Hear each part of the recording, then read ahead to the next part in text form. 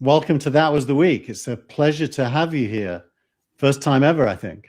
Thank you. Yes, first time, hopefully not the last. I'm excited to be here with you. So let's spotlight you and put up your lower third. Tell the people watching this a bit about yourself. So I'm a former BuzzFeed News tech reporter. I was a senior tech reporter there for 5 years. And then in June, I'd like to say I was part of the first wave of the reporters going independent. So, I had just finished up writing my book called Always Day One, which looks into the work cultures of Amazon, Apple, Facebook, Google, and Microsoft. So I was basically already, doing a lot of stuff independently. And then I just figured, well, I write a newsletter anyway. I see a lot of potential for me doing this completely on my own, and said this was the time to do it. So I took what was the tech giant update at BuzzFeed. I brought the subscribers over with me to Substack and founded Big Technology, which is a newsletter that tries to tell the story behind the story with Facebook, Google, Amazon, Apple, and Microsoft. And then there's also a Big Technology podcast, which I record and publish every Wednesday. It's available on all your favorite podcast apps.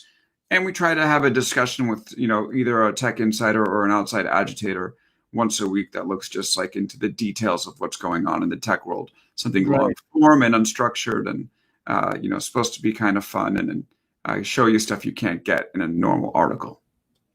Fantastic. And by the way, let's just show this, but that was the week. We always have a tweet of the week. And this week, you'll be pleased to see that the tweet of the week is actually your book. Hey, I appreciate that. A lot of work went into the book. I did 130 interviews with everyone from Mark Zuckerberg to, people on the front lines in Amazon warehouses. And then it came out on April 7th, right in the middle of like the worst part of the first wave of the pandemic. So I appreciate you spotlighting it. I can use any help that I can get. And if people want to, pick it up and then send me your thoughts, I'm always interested to hear what people have to say about it. Actually, I'm fascinated by it. We can't talk about it now because we haven't got time, but the Google toolbar was an era I through and participated in. So it's I strongly recommend anyone who wants to understand tech and how it got to where it is today. Great read. So That Was the Week is a stolen title from an old British TV satirical comedy called That Was the Week That Was. But we don't do comedy. We try to focus in on really important topics that are going to affect mainly founders, angel investors, and VCs. And this week, and actually this has been true for the last couple of weeks, the antitrust case against Google and the discussion around Section 230 of the Communications Act and whether Twitter, Facebook, and Google should interfere with or censor stuff published by third parties on their platforms have dominated everything. And I am like a broken record. So I thought it'd be great this week to have somebody else's opinion. You are obviously been observing all of this, and you've read in my newsletter this week, I actually feature your story about the weak link in the case against Google. Tell us how you're watching this happen and what it's making you think. Right. Should we start with the Google case that the DOJ is bringing? Go for it. Okay. So you look at Google, it's the most powerful company in the world, in my opinion, even more powerful than Amazon, at least for the time being. And you would imagine that a government, when it looks at antitrust, would start to bring the case that matters, which is, like all the tech giants, the problem with these companies is that they will have, a marketplace that they'll create, and then they'll rig the marketplace so that their own services will win. To use the Amazon example, they have the e-commerce marketplace where people can sell goods in, but they use their sellers' data and then develop their own private label products and sell in their marketplace. There's no laws against that right now.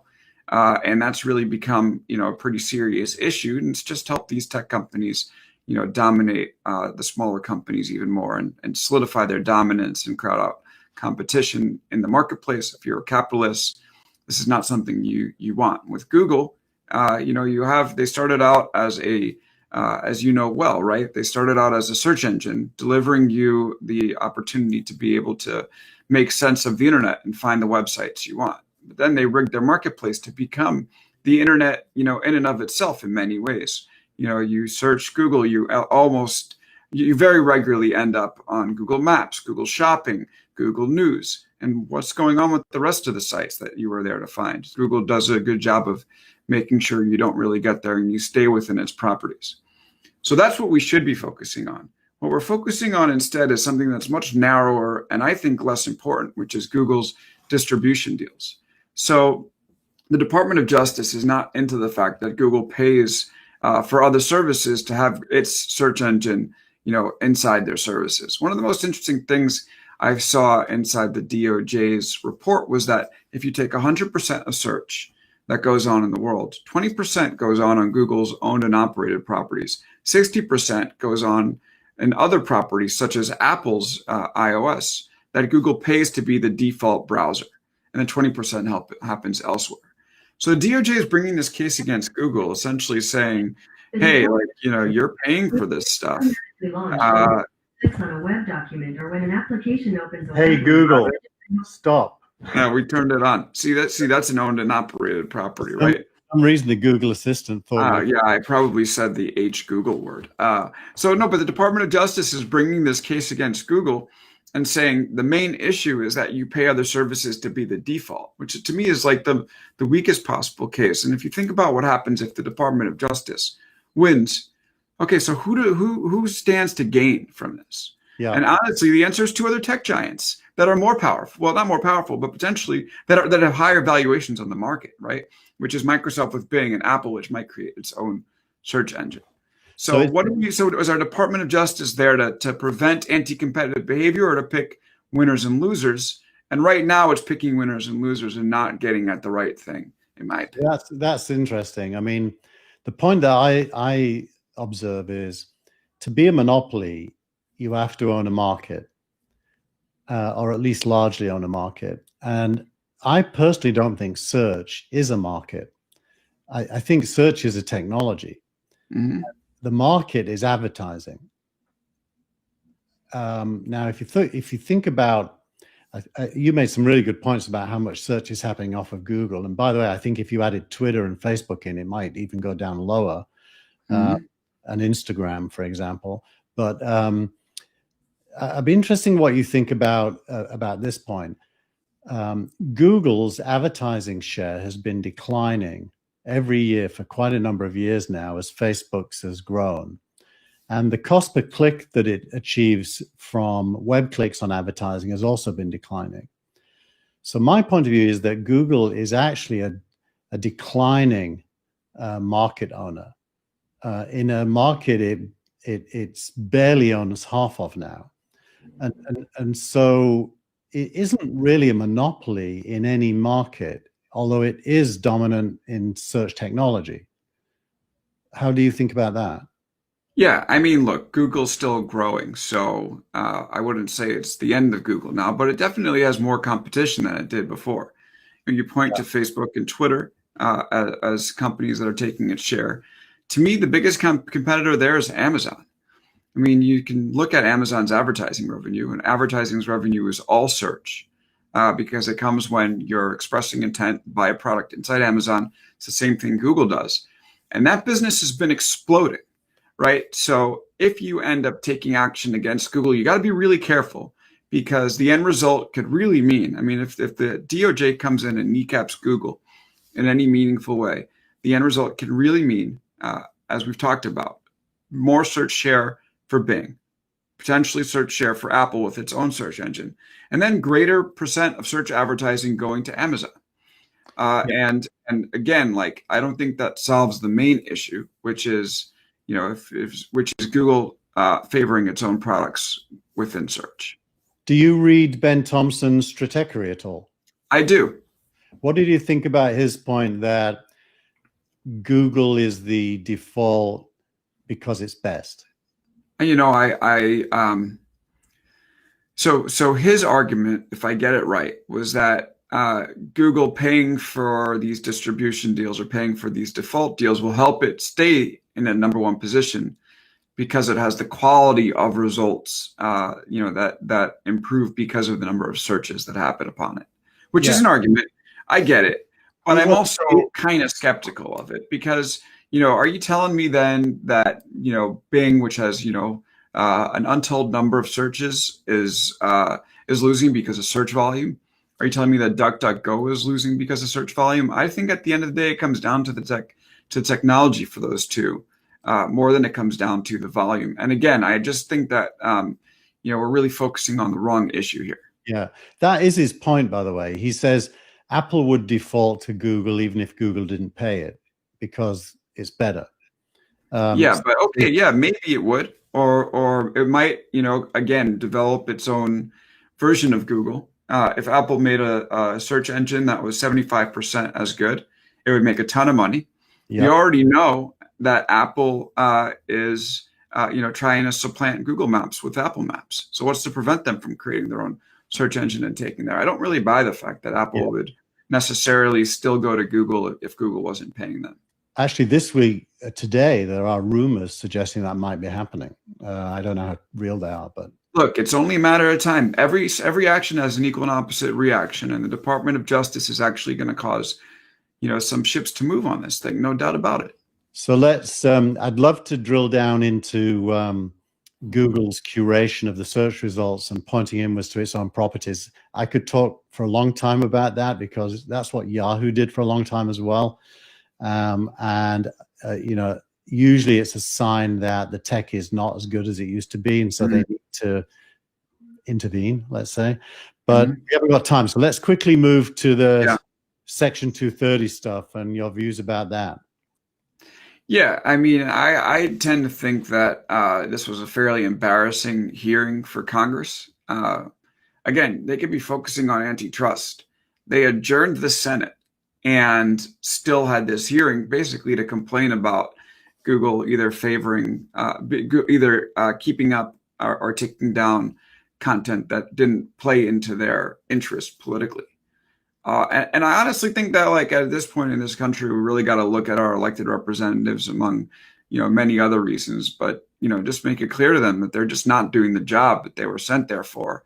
And, to have Marsha Blackburn complain about, the fact that some Google employee said things that she didn't like, even if they were mean, but you're a U.S. Senator using, your position to go advocate, against someone's employment at a tech company. I mean, come on, people. I mean, look around. We're going through the biggest political, economic, and health crisis of our lifetimes. And for, a bunch of senators, some of the most powerful people in the country, to sit around, complaining again about their Google results, to me is kind of ridiculous. Right. So I watched it a little bit, and because I was a political activist and I'm on the left, my natural instinct is to hate the Republicans. But I must admit that yesterday, a lot of the time, the Republicans, not all of them, some of them were being jerks, but some of them were sounding like they were standing up for free speech more than the Democrats or the CEOs. So when Mark Zuckerberg said he believes that Section 230 should be modified and there should be regulation, and then when Cruz said to Dorsey, shouldn't you just be a platform where people can say what they want and let other people disagree with it? You just keep out of it, unless it's criminal, of course.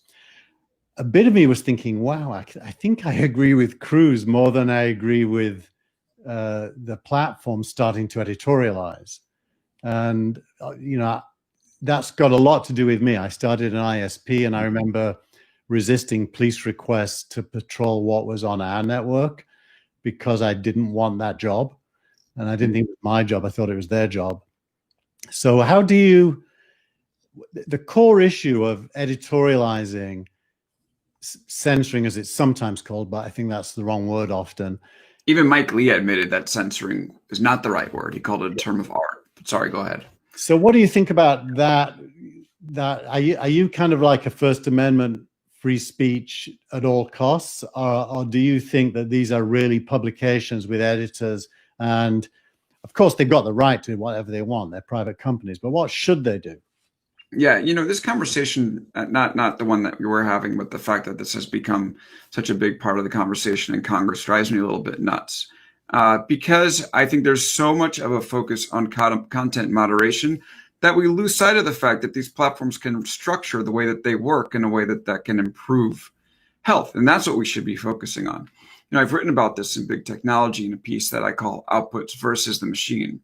Are we going to look at the outputs, the thing that they spit out, or are we going to look at the machine and try to figure out why they're spitting out what they're spitting out? And I just did a story on this today in Big Technology, looking at the fact that Facebook and Twitter are both rethinking their share buttons. I mean, they are making editorial decisions by the way that they structure, the way that these platforms work. The way that they encourage engagement and incentivize movement of content will change what people see. And we can tell right now that that stuff isn't very good. So what's the solution? To me, I think that we need to add more friction to the share process. The share button and the retweet button notoriously strip out all the thoughtfulness that we used to have before we would share something with someone. Usually when you send someone an article, it's because you've read it and you want them to, consider some of the arguments. What happens on the social media platforms is oftentimes people will hit share or retweet when it confirms their bias. They don't read the article. Oftentimes they pass along misinformation. In fact, there's research out of MIT that shows that if you stop for a minute and think about something before you share it, you're much less likely to share misinformation. Yeah. I think this discussion needs to focus on the machine. It needs to focus on the fact that we have to add friction to this process and what will happen to the information health, of these social media platforms and of our society as a result. To me, that's where I think we need to focus on. And honestly, then your point of view to me and makes total sense, which is that's where I want to get to. I want to get to a place where we don't need to talk about, content moderation because of the fact that this stuff moves slower. But until they slow it down, that's just the thing that we're going to be talking about for good. I generally believe that they should produce tools that let the crowd engage with points of view they disagree with in a non-hostile manner. Like, for example, if I could fact check a tweet and my fact check would come under the tweet, that's almost better than Twitter fact checking the tweet. Just because, and the reason I say that is, and we'll close on this soon, is, the human race is incredibly diverse and made up of points of view, many of which I disagree with. And at some point, we have to figure out how tech can reflect the actual human race. In a way, you can't pick the human race you want. It's what it is.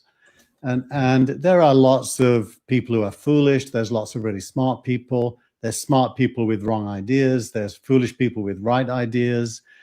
The minute you start trying to, section off the people you agree with and kind of punish the ones you don't agree with, that doesn't seem a very likely successful end result to me. And tech ends up, being less rich than the real world if you go down that path. No, I'm with you 100%. I would say more speech is better than less speech, but we also want to make sure that the platforms aren't filled with misinformation and stuff that tears us apart. And I think the way to do that is just to focus on the structure. So that's, to me, the entire thing. Slow it down versus take it down. And that's what's going to improve our society. So, Alex, we got to wrap it there. It went way longer than I thought it was going to go. But you were doing a great job with Big Tech. There's the URL for everyone there if you want to go and subscribe to Alex's newsletter and podcast. And it's the first time I've actually brought a guest on the show whose stuff I featured in the newsletter that's going out tomorrow. So I think it was a great success. I might have to do more of this. Alex, thank you so much. Thank you for having me. This was great. You're welcome.